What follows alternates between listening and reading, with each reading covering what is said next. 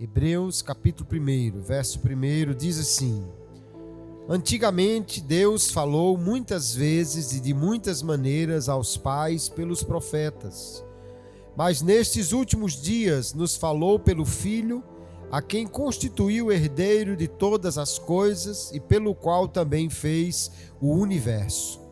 O Filho, que é o resplendor da glória de Deus e a expressão exata do seu ser, sustentando todas as coisas pela sua palavra poderosa, depois de ter feito a purificação dos pecados, assentou-se à direita da majestade nas alturas, tendo se tornado tão superior aos anjos quanto herdou mais excelente nome do que eles. Pois a qual dos anjos Deus em algum momento disse: Você é meu filho, hoje eu gerei você, e outra vez eu lhe serei pai, e ele me será filho. E novamente, ao introduzir o primogênito no mundo, diz: E todos os anjos de Deus o adorem. Ainda quanto aos anjos diz: Aquele que a seus anjos faz ventos e a seus ministros labareda de fogo.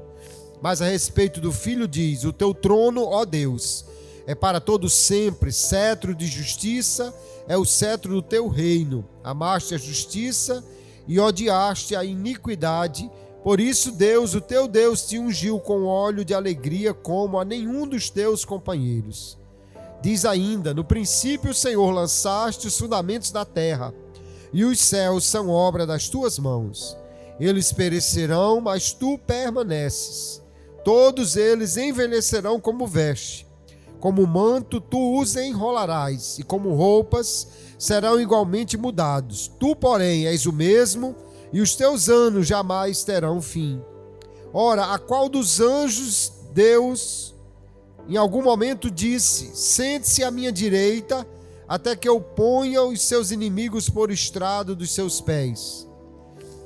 Não são todos eles espíritos ministradores, enviados para serviço a favor dos que hão de herdar a salvação? Amém, e graças a Deus pela palavra que temos lido. Vamos orar, queridos? Bendito Deus, obrigado por esta noite que nos reunimos aqui para te adorar, Senhor. Te somos gratos por tua palavra, pela liberdade que temos de lê-la e de estudá-la. E como somos dependentes de ti e da tua graça, pedimos que por teu Espírito Santo fales conosco nesta noite, ilumine o entendimento de cada um dos teus servos, nos dê graça e sabedoria. Deus, que esta palavra seja em cada coração como uma semente plantada em terra boa, em terra fértil, e possa produzir muito fruto para a edificação da tua igreja e para a glória do teu nome. Nós te pedimos assim, Senhor, e na certeza de sermos ouvidos, nós já te agradecemos por tudo, no santo nome de Jesus, o teu amado Filho, que vive e reina para todos sempre. Amém e amém. Glória a Deus. Pode sentar, querido irmão. Deixa a sua Bíblia aberta aí no texto que lemos, para nós trazermos a palavra. Hoje nós vamos à terceira desta série que nós começamos falando sobre Jesus, o mediador suficiente. Já vimos como Jesus, ele tem as funções e os atributos que lhe fazem um mediador único, não há outro como ele. E hoje nós vamos ver exatamente em comparação a superioridade de Jesus como mediador em outros aspectos que vão encerrar esta nossa série de estudo. Há coisas que são tão especiais, tão grandes, tão diferentes, que não têm comparação com outras pessoas. Às vezes a gente pensa que tem uma coisa boa, grande em casa, mas quando vê lá fora aquilo que é o melhor, a gente fica até com vergonha de ter dito que o nosso era bom. Alguém aqui nos arredores da cidade possa criar talvez vacas e ter uma vaca muito bonita, muito formosa, que acha a melhor da região.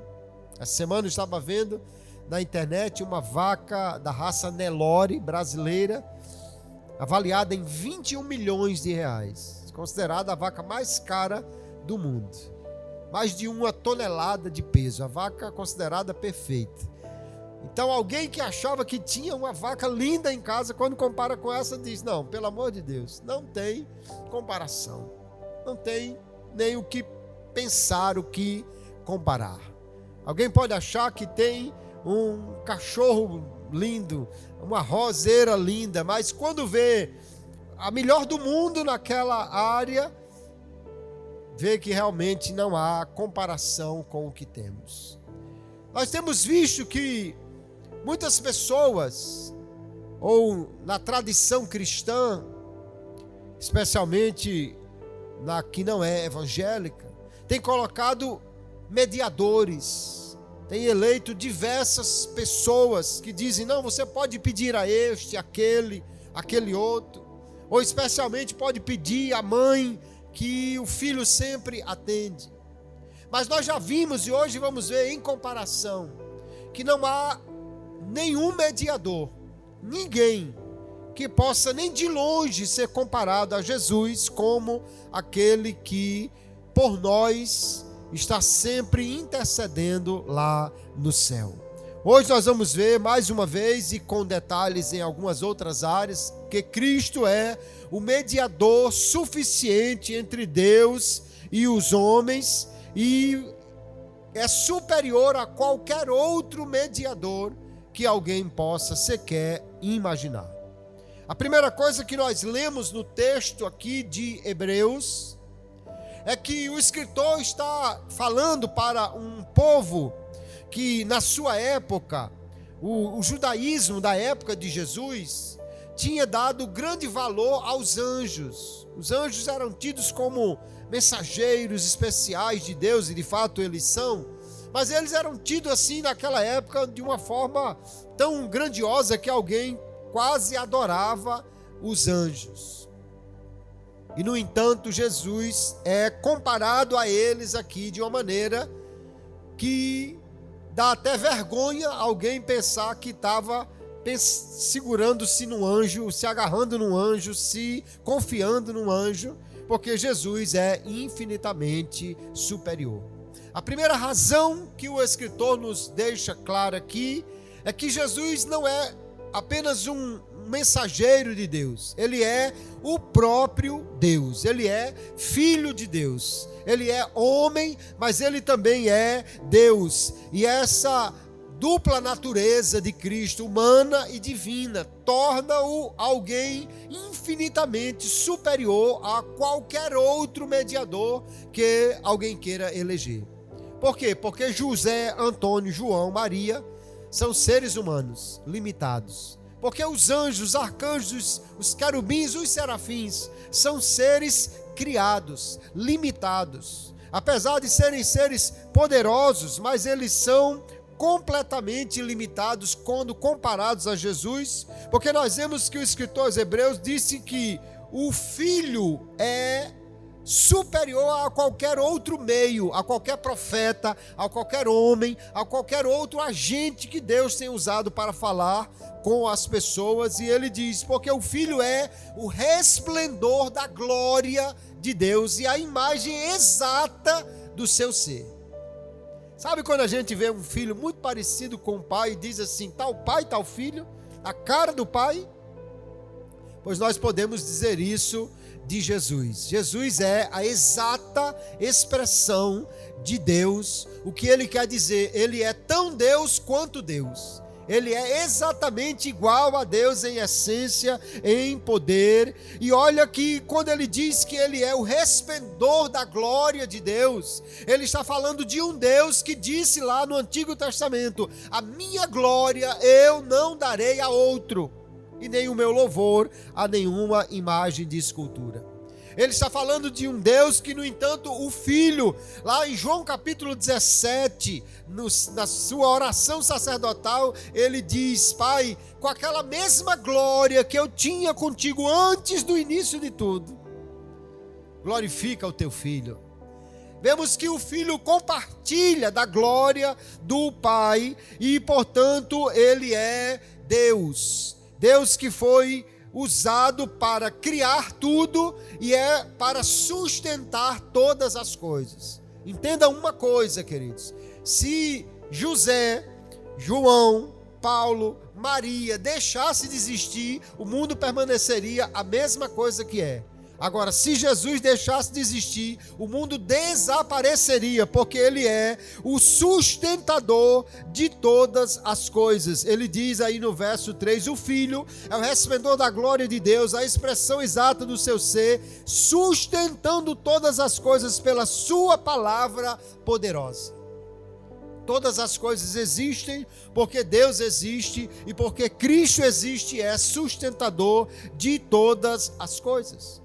A ponto de o apóstolo Paulo, escrevendo aos Colossenses, capítulo 2 e o verso 9, e falando de Cristo, ele diz assim: porque nele, Cristo, habita corporalmente toda a plenitude da divindade. Jesus é Deus, plenamente Deus. E porque ele é Deus, ele comparece no céu e se assenta no trono de Deus. Ele não foi apenas para o céu, ele subiu ao céu e foi coroado para assentar-se no trono de Deus, aleluia. Ninguém, jamais ninguém teve esta glória, ninguém jamais teve esta posição. Quando o apóstolo Paulo escreve aos Filipenses no capítulo 2, ele diz que depois de ser humilhado ao encarnar-se e ao morrer na cruz, Jesus, ele foi exaltado por Deus, que lhe deu um nome acima de todo nome que se nomeia nos céus e na terra. Não há outro nome no céu além do de Cristo. Por quê? Porque o nome de Deus, o Pai, é semelhante ao de Cristo. Qualquer outro anjo, qualquer uma criatura celestial, ou qualquer homem ou mulher que tenha ido ao céu, nem de longe se compara a quem Cristo é, porque ele assentou-se no trono de Deus. E olha que a epístola aos Hebreus, queridos, ela foi escrita já na metade para frente do primeiro século. Porque o escritor dessa carta, ele se coloca como um crente da segunda geração. Ele não é um apóstolo, é alguém da segunda geração. E quando ele escreveu isso, provavelmente, os apóstolos, em sua maioria, já tinham morrido. João foi que morreu somente depois do ano 100, ou por volta do ano 100. Mas os outros morreram cedo. Muitos foram martirizados. As mulheres naquela época viviam pouco, porque não havia a medicina que existe hoje. Então é muito provável que quando Hebreus foi escrito, Maria já não vivia. Talvez Pedro já não vivesse. Muitos dos apóstolos talvez já tivessem morrido quando essa epístola foi escrita. E no entanto, quando o escritor aos Hebreus fala do céu, ele diz: só há um assentado no trono de Deus, Jesus Cristo, o Filho de Deus. Ele é o único que está ali. Não há nenhuma referência aqui a qualquer mediador, a qualquer outro homem. Ele compara Jesus com anjos, mas ele não fala de outro mediador, de nenhum santo. Por quê? Porque no primeiro século, no segundo século, no terceiro século, a igreja não tinha nenhuma ideia de outro mediador senão Jesus, o Filho de Deus, como único mediador entre Deus e os homens. Agora veja que quando ele vai falar de Jesus, ele vai dizer exatamente aí no verso 4 que Deus, aliás no verso 3 ainda, ele assentou-se à direita da majestade e Deus lhe deu um nome superior. Um nome que ele herdou, que é mais excelente do que qualquer outro ser. Isso significa que Cristo Jesus, sendo o Filho eterno de Deus, ele compartilha da mesma essência de Deus. E portanto ele tem uma intimidade com o Pai que é incomparável a qualquer outro ser. Há uma relação entre os três seres da Trindade. Esta relação entre o Pai, o Filho e o Espírito Santo, ela é inatingível em sua profundidade, por qualquer outro relacionamento com outra pessoa. Porque os anjos, eles foram criados em um tempo. Os homens foram criados muito tempo depois. Quando Cristo encarnou, ele se tornou uma criança no ventre de Maria. Mas Maria foi criada num determinado tempo. O Verbo de Deus, o Filho de Deus, que se encarnou no ventre dela, ele existe antes que tudo existisse. João, escrevendo no capítulo 1 do seu evangelho, ele diz que o Verbo era Deus antes de todas as coisas. No princípio era o Verbo, e o Verbo era Deus, e o Verbo estava com Deus. Ele estava no princípio com Deus. Todas as coisas foram feitas por Ele. O que o escritor aos Hebreus está confirmando aqui. E sem Ele nada do que foi feito se fez. E ele vai dizer depois: o Verbo se fez carne, habitou entre nós, e vimos a sua glória como a glória do unigênito do Pai, cheio de graça e de verdade. O Filho é a glória de Deus. E Ele existe eternamente. Há uma palavra que se utiliza para falar da interação entre Pai, Filho e Espírito Santo, que na teologia chama-se pericorese. Fala que Deus e o Filho e o Espírito, eles são tão interligados que na realidade quando um age, os outros estão agindo juntos. Onde um está, os outros estão presentes juntos. O que um fala, os outros também estão falando juntos. O que um sente, os outros também estão sentindo juntos, porque são três pessoas, mas uma só essência, um só Deus. No entanto, alguém quer nos fazer crer que uma mãe, por ser mãe de Jesus, é alguém que tem mais acesso e mais intimidade ao Filho. Mas isso é simplesmente ignorar quem é Jesus e como Ele, desde toda a eternidade, tem uma intimidade com o Pai que não pode ser atingida senão por alguém que é da Trindade. É porque querem pegar um modelo terreno e fazer desse modelo algo para a gente ver o céu, mas não é assim que a Bíblia nos ensina, é o contrário. O que é visto no céu é que se torna modelo para a terra. E nós vamos ver que Jesus, ele logicamente tinha o respeito à sua mãe. Mas quando Jesus inicia seu ministério, ele começa a fazer uma diferenciação entre a sua família e entre aqueles que são seus discípulos e, portanto, estão caminhando com ele. Em Marcos, capítulo 3 e o verso 31, nós vamos ver que há uma situação muito interessante aqui. O texto diz: chegaram então seus irmãos e sua mãe, e estando de fora, mandaram-no chamar. Jesus estava dentro de casa, ensinando, seus discípulos estavam lá junto com ele, e lá fora chegaram sua mãe e seus irmãos. Porque seus irmãos, em João capítulo 7, a Bíblia diz, no verso 5, que eles não criam nele, não criam em Jesus. E a sua mãe, pelo texto, nos mostra que ela não estava constantemente acompanhando o seu ministério. E o verso 32 diz: a multidão estava sentada ao redor dele, e disseram-lhe: eis que tua mãe e teus irmãos te procuram e estão lá fora. Se estão lá fora é porque não estavam sentados à mesa ou junto dele. Se estão lá fora é porque não são discípulos e não estão aprendendo com ele. E verso 33 diz: e Jesus lhes respondeu dizendo: quem é minha mãe e meus irmãos?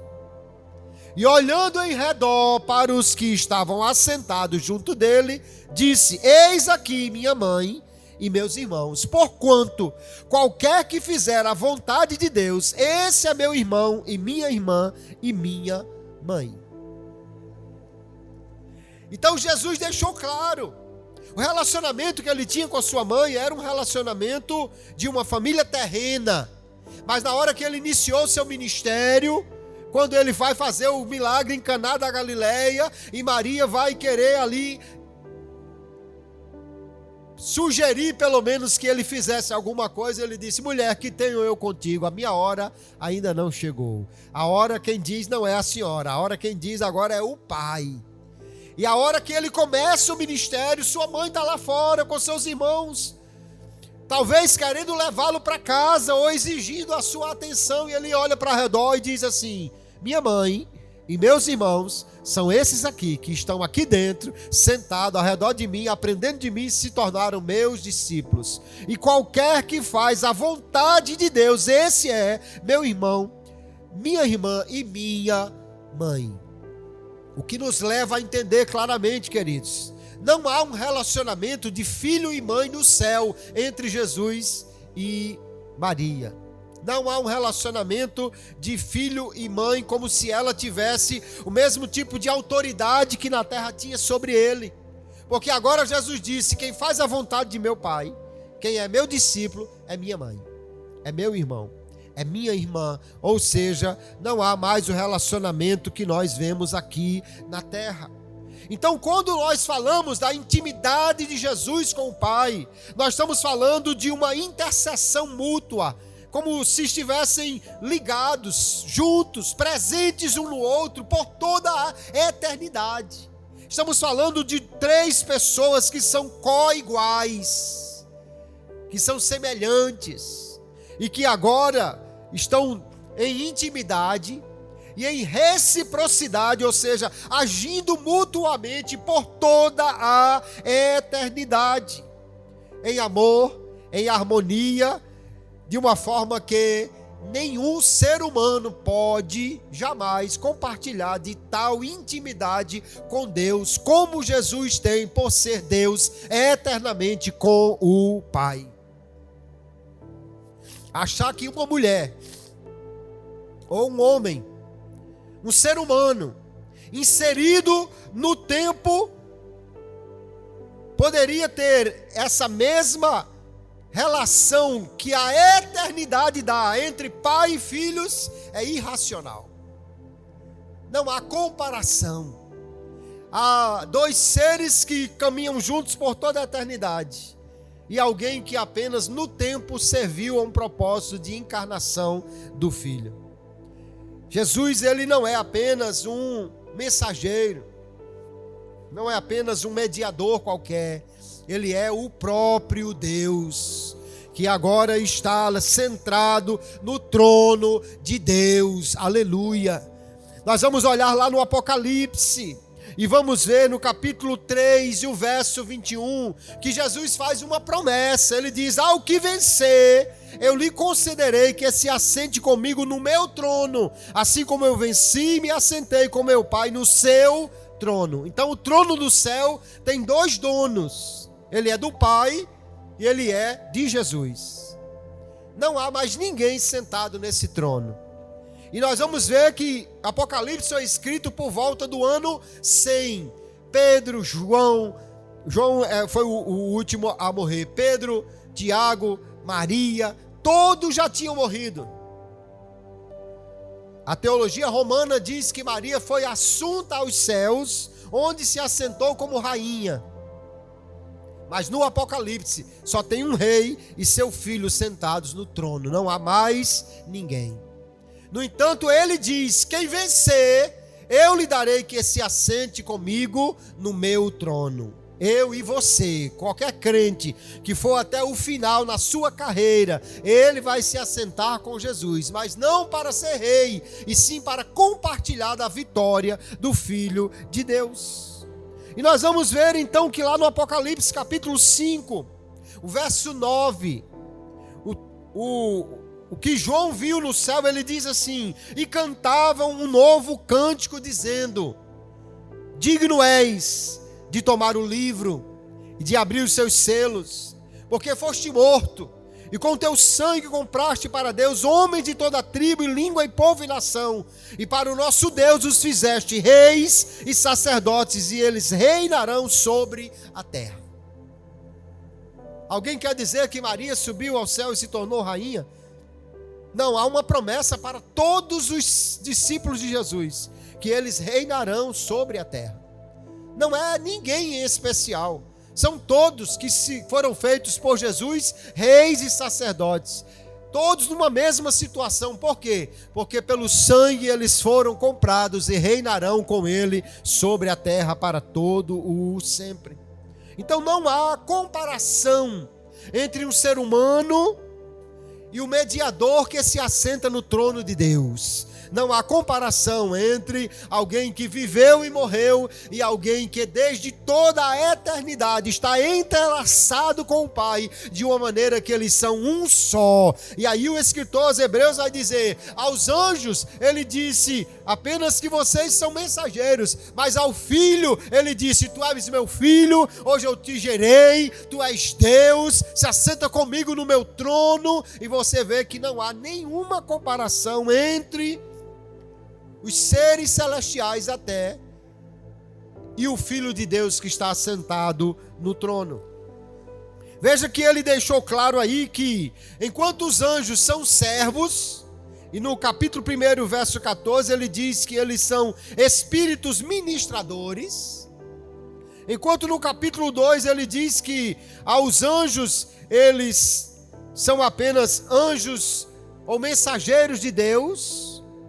Mas ele vai dizer ao Filho, capítulo 2, e o verso 5, ele sujeitou o mundo que há de vir. Ele entregou a Cristo autoridade sobre todas as coisas que ainda acontecerão. Ele mostra claramente que os anjos, eles são chamados como servo de Deus. Mas o primogênito, no verso 6 aí do capítulo 1, ele diz, Deus disse aos seus anjos que os anjos de Deus o adorem. Nenhum homem recebeu ordem de ser adorado. Lá no final do livro do Apocalipse, capítulo 21, João está tão entusiasmado com o que ele está vendo no céu, que ele diz, e eu me ajoelhei para adorar o anjo que estava falando comigo. Mas o anjo disse, não faça isso. Eu sou servo como você. Adore a Deus. Aleluia. Porque somente Deus é digno de adoração, é digno de louvor, é digno de honra, é digno de glória. Nenhum anjo pode ser adorado, mas eles receberam ordem de adorar o Filho, porque o Filho é superior a qualquer anjo. Então nós percebemos, queridos irmãos, que enquanto os anjos de Deus adoram Jesus, nenhum anjo sequer recebeu o direito de ser adorado. O único que quis ser adorado, na realidade, se tornou Satanás, foi derrubado do céu e está condenado eternamente à destruição, e um dia será lançado no lago de fogo e de enxofre. Nós vamos ver que então comparar Jesus com qualquer outro mediador, até mesmo com os anjos, é algo totalmente sem noção, totalmente irracional. Ainda só que nós continuamos lendo o livro de Hebreus, no capítulo 2, e o verso 7, ele diz assim, ainda no verso 6, quem é o homem para que dele te lembres? E aí o escritor aqui está citando o Salmo 8. Quem é o homem para que dele te lembres? E o verso 7 ele diz, porque o fizeste um pouco menor do que os anjos, de glória e de honra o coroaste. Então olhe que os anjos, eles são superiores aos homens. Os homens foram feitos menores do que os anjos. Mas se os anjos não merecem adoração, se os anjos não podem ser adorados, imagine os homens que são menores do que eles. Esses é que não merecem nenhum tipo de adoração. Se os poderosos seres espirituais que vivem no céu não são dignos de serem adorados, é loucura pensar que Deus deu a uma mulher o direito de receber a adoração, de receber honra, de receber uma reverência maior do que qualquer outra pessoa, porque somente Jesus é digno de ser adorado. Apocalipse capítulo 5, o verso 11 em diante, João está olhando no céu e diz assim: e olhei, e ouvi a voz de muitos anjos ao redor do trono. Que trono? O trono de Cristo e de Deus. E dos animais e dos anciãos, e era o número dele milhões e milhares de milhares.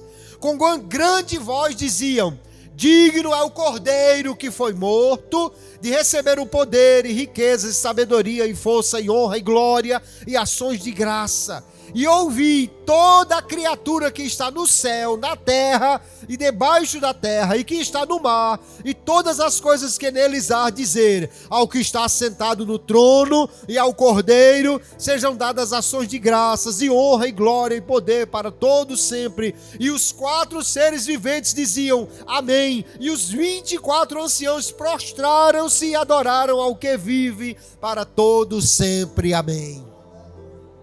Olha que cena extraordinária, queridos. Agora lembre, ele está falando do céu, e João teve essa visão por volta do ano 100. Pedro já tinha morrido e estava no céu. Paulo já tinha morrido e estava no céu. Maria já tinha morrido e nós pensamos que ela estava no céu. Não há nada que pensar diferente disso, mas só há um trono lá. E todo ser no céu, na terra, debaixo da terra, no mar e em toda a criação só adora um único Deus, só dirige a Ele o seu louvor, as suas ações de graças, porque Jesus é superior, aleluia, a todos eles. E aí, além disso, nós percebemos que o escritor aos Hebreus disse assim, que depois que Jesus ter feito a purificação dos pecados, assentou-se à direita da majestade. Jesus assentou-se no céu. E porque ele assentou-se no céu, Hebreus está dizendo, depois de ter feito a purificação dos pecados. Em Apocalipse nós já lemos: tu és digno, Cordeiro. Por quê? Porque foste morto e com o teu sangue compraste os homens. Nós vamos ver que Filipenses capítulo 2 também Paulo vai dizer: Deus lhe deu um nome acima de todo nome. Por quê? Porque ele se humilhou até a morte, e morte de cruz. Porque Jesus é superior, porque ele é Deus. E também porque ele foi o único que morreu para promover a purificação dos nossos pecados. Só houve uma cruz onde Deus foi crucificado nela. Só houve uma cruz onde alguém morreu pelos pecados dos homens. E nós vamos ver no livro de Hebreus que fica claro que esse sacrifício de Jesus, ele foi feito de uma vez por todas. Nenhum outro sacrifício é necessário. Nenhum outro poderia complementar este, porque ele é suficiente. Hebreus capítulo 10, e o verso 10, ele diz assim: nessa vontade é que temos sido santificados, mediante a oferta do corpo de Jesus Cristo, de uma vez por todas.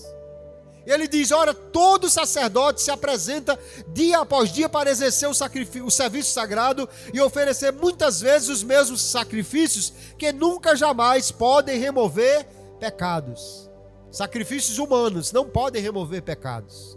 Jesus, porém, tendo oferecido para sempre um único sacrifício pelos pecados, assentou-se à direita de Deus, aguardando daí em diante até que seus inimigos sejam postos por estrado dos seus pés, porque com uma única oferta aperfeiçoou para sempre os que estão sendo santificados. Glória a Deus. Fica claro, só houve um sacrifício, só houve uma oferta e ela é suficiente. No entanto, a teologia romana diz que Maria foi participante do sofrimento de seu filho. Por que diz isso? Porque Jesus estava na cruz e ela estava lá ao pé da cruz. E porque ela estava sofrendo como mãe, eles estão dizendo, ela está participando dos sofrimentos de Jesus. Mas isso não tem nenhuma relação expiatória, queridos. Não há nada no sofrimento de alguém que estava vendo Jesus na cruz que possa ser nem de longe comparado ao sacrifício que ele fez.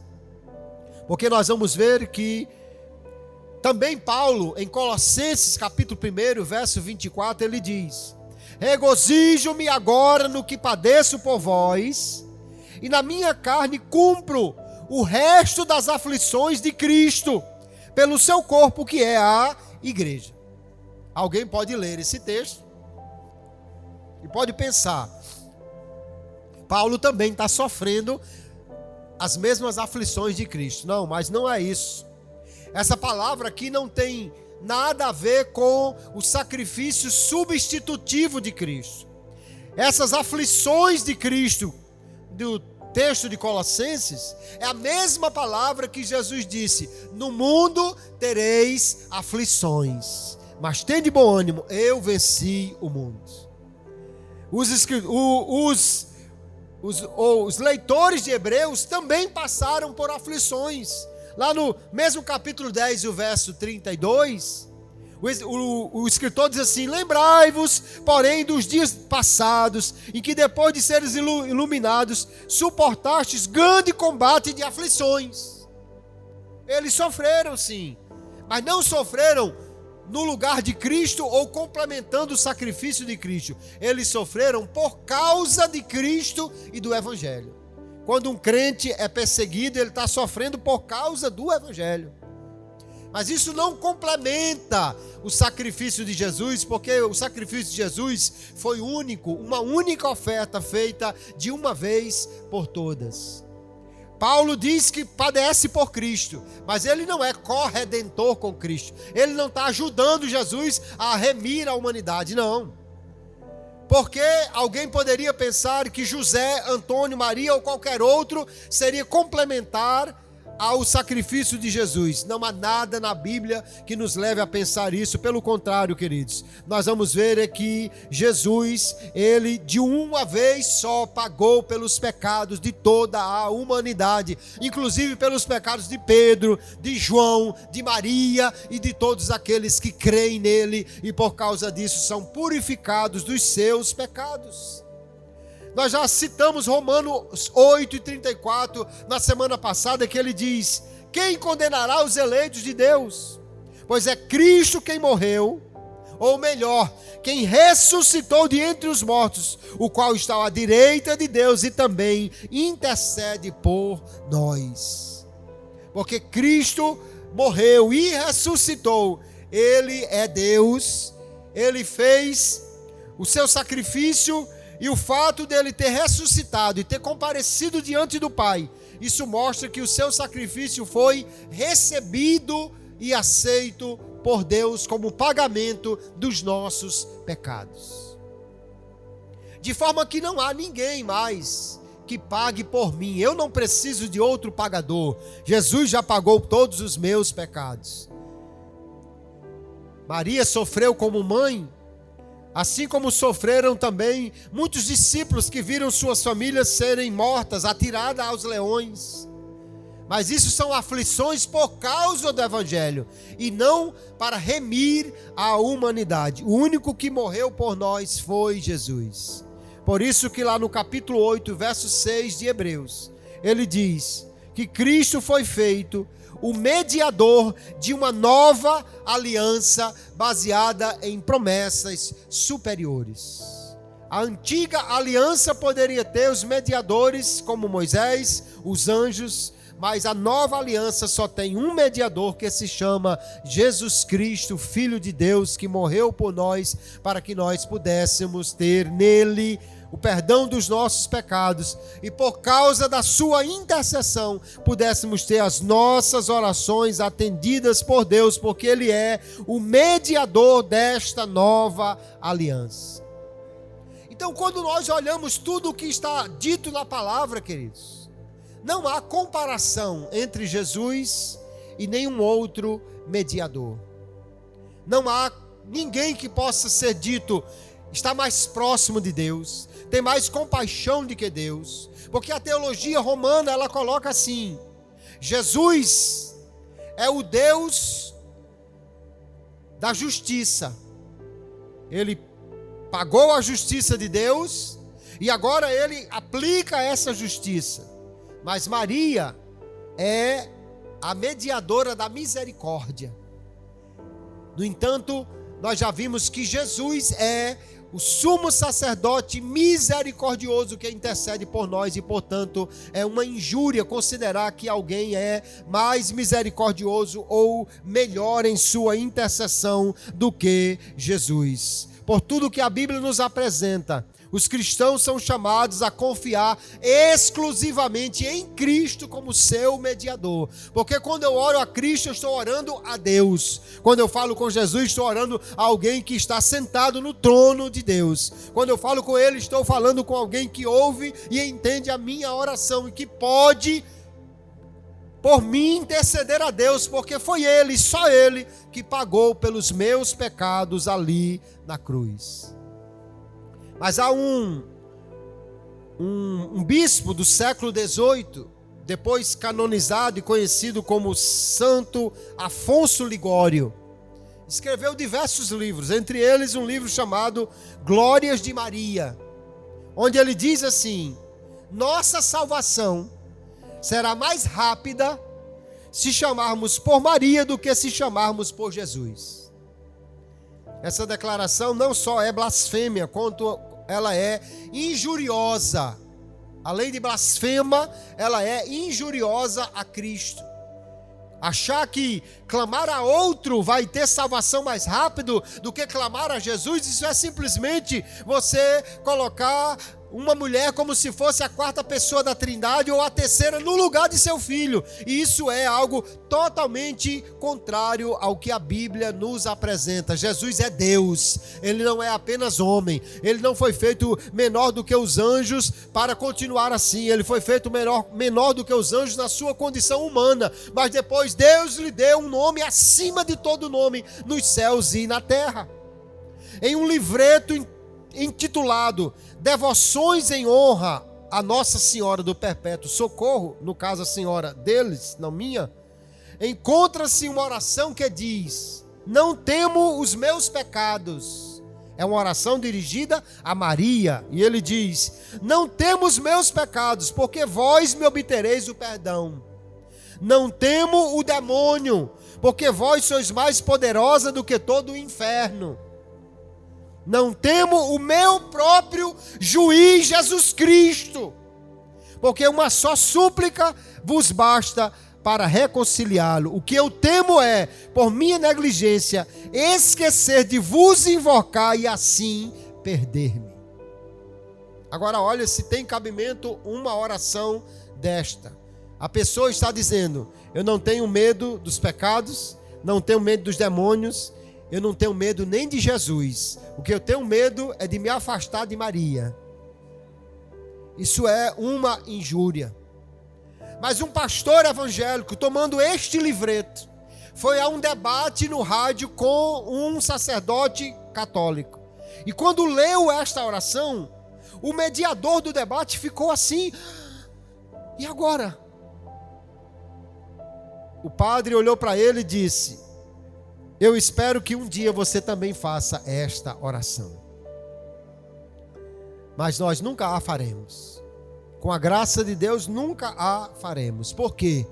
Porque não tem nenhum outro mediador que possa interceder por nós como o Filho de Deus, assentado à direita de Deus, sendo o próprio Deus e tendo intimidade eterna com o Pai, e tendo pagado pelos nossos pecados, poder na cruz fazer a intercessão suficiente por mim e por você. Alguém quer colocar Maria como sendo superior a Jesus, como sendo superior ao próprio Deus, como sendo superior a Cristo. Isso é algo impensado, queridos irmãos. Quantas pessoas estão apenas na cegueira, vendo essas coisas acontecerem, recitando o que lhe está sendo ensinado, repetindo as coisas que lhes são ditas, sem entender sequer que isto na realidade é algo que nem a Bíblia afirma e muito menos pode ser dita ao mesmo tempo que se sustenta que Jesus é o Salvador, o Filho de Deus e aquele que morreu pelos nossos pecados. Porque se ela é superior a Ele em intercessão e em salvação, então significa que o sacrifício de Jesus não foi válido ou não foi completo. E isso é completamente contrário ao que a Bíblia nos diz. Nós não temos nenhum outro mediador senão o Senhor Jesus Cristo, o nosso Redentor. E eu junto-me a todas as criaturas do céu e da terra e debaixo da terra,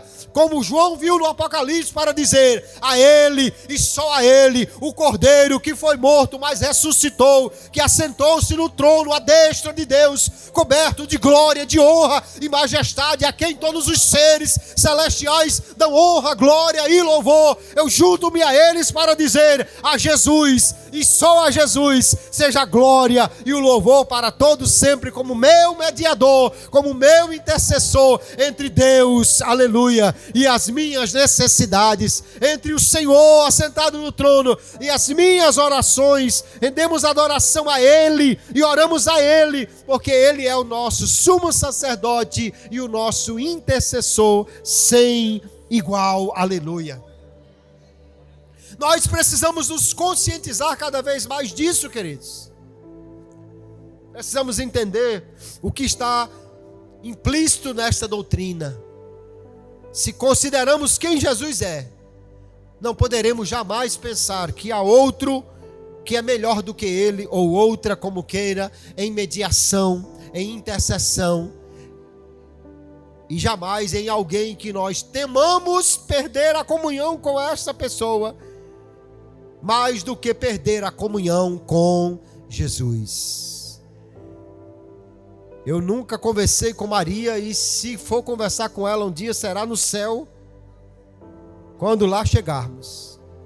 Mas com Jesus eu posso falar todos os dias, posso conversar todos os dias, posso contar a Ele os meus problemas todos os dias, e eu sei que Ele me ouve, eu sei que Ele me entende. Quando eu não sei dizer uma palavra e eu digo apenas: Jesus, tu sabes, Ele sabe mesmo, porque Ele sabe o que se passa dentro de mim, Ele sabe a angústia que há no meu coração. Quando em vez de falar eu só consigo chorar, Ele sabe interpretar cada lágrima que rola dos meus olhos, porque Ele é Deus e porque Ele é misericordioso sacerdote. Que nós possamos, depois de toda esta série de mensagens, sair daqui com toda a alegria no nosso coração, dizendo: só Jesus é o meu mediador suficiente, a Ele somente eu elevo as minhas orações, ou em nome dEle as elevo ao Pai, porque não precisamos de outro mediador, e qualquer um que apresente outro, na realidade está desmerecendo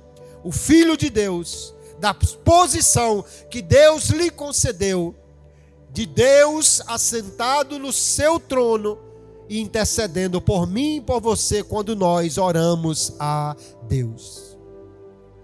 Que possamos sair nesta noite aqui com gratidão no coração, dizendo: Jesus, obrigado por tua morte, por teu sacrifício, por lavar os meus pecados, e também obrigado, Jesus, por me dar a palavra para me abrir o entendimento e eu não precisar de nenhum outro mediador, não ficar procurando. Às vezes as pessoas procuram uma oração a fulana que ajuda nisso, uma oração a cicrano que ajuda nisso, porque quem fala com deuses pequenos tem que ter um para cada coisa.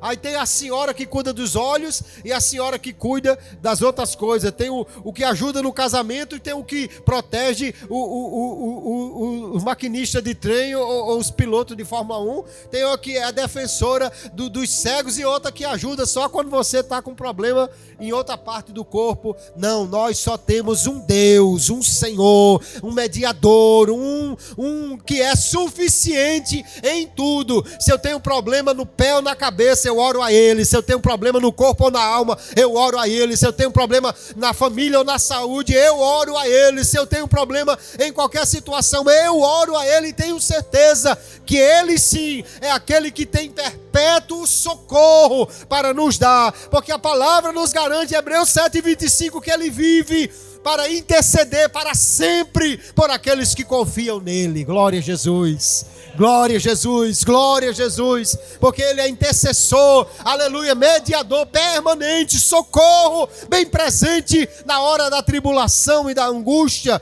E por isso, queridos, nós estamos aqui nesta noite, finalizando este estudo e entendendo, somente Jesus é Deus eterno, somente Ele é mediador eterno, somente Ele é mediador suficiente. E João está olhando para o cenário do Apocalipse, onde os apóstolos já estão no céu, e os primeiros discípulos, mas ele só vê um que está sendo adorado, e só vê um que é sacerdote e mediador entre Deus e os homens, Jesus Cristo, o Filho de Deus, o nosso mediador, mais do que suficiente. E se você sabe disso, ore a Ele. Tenha uma vida de oração mais ativa, aleluia. Lembre-se dEle todos os dias. Seus problemas, leve a Ele, aleluia. Quando você tiver dúvidas, ou se o inimigo quiser colocar dúvidas na sua mente, será que Deus está ouvindo a minha oração? Tenha certeza, Deus ouve a sua oração, porque você está orando em nome de Jesus, e Ele está à direita de Deus intercedendo por nós. Um dia nós estávamos, eu e a irmã Dione, lá no estacionamento do Templo Central em Natal. Tínhamos ido para um trabalho, uma vigília, e saindo dali, encontramos com um pastor amigo nosso. E estávamos conversando como se fosse uma conversa simples, mas de repente ele olhou para Dione e disse assim: a irmã ora no seu quarto, deitada no chão, com as mãos para cima assim, e às vezes fica perguntando: será que Jesus está ouvindo a minha oração sozinha aqui? E é lógico que aquele irmão não estava no quarto com Dione vendo a sua oração ou como ela orava. Mas nós temos um Deus que revela, um Deus que conhece o profundo e o escondido, um Deus que vê quando você ora. E Deus revelou aquele pastor só para ele dizer assim: pois Deus manda lhe dizer, minha irmã, que Ele escuta cada oração que você faz lá no seu quarto, com as mãos assim para cima. Ele sabe até a posição que você está orando. Ele está vendo até como é que você está orando. Ele vê como é que você dobra o joelho. Ele sabe a hora que você ora mais ou ora menos. Ele vê quando você geme, quando você chora. Ele vê quando você se preocupa. Ele vê quando você está até sem segurança, achando que a oração não chegou. E Ele manda nos dizer por sua palavra: há um intercessor assentado no trono à direita do Pai, que garante que cada oração minha e sua, feitas no nome dele, estão sendo registradas diante do Pai e receberão a resposta que ele quiser enviar para esta oração. Saia nesta noite daqui fortalecido na sua vida de oração. Ore, mas ore a pessoa certa. Fale com quem é Deus, fale com quem está no trono, fale com quem pode ouvir, fale com quem pode interceder genuinamente, fale com aquele que pode olhar para o Pai e dizer assim: Pai, atenda, porque eu morri por ele, eu morri por ela, paguei os pecados dele e dela, e agora o Senhor pode atender a oração que ele está lhe fazendo.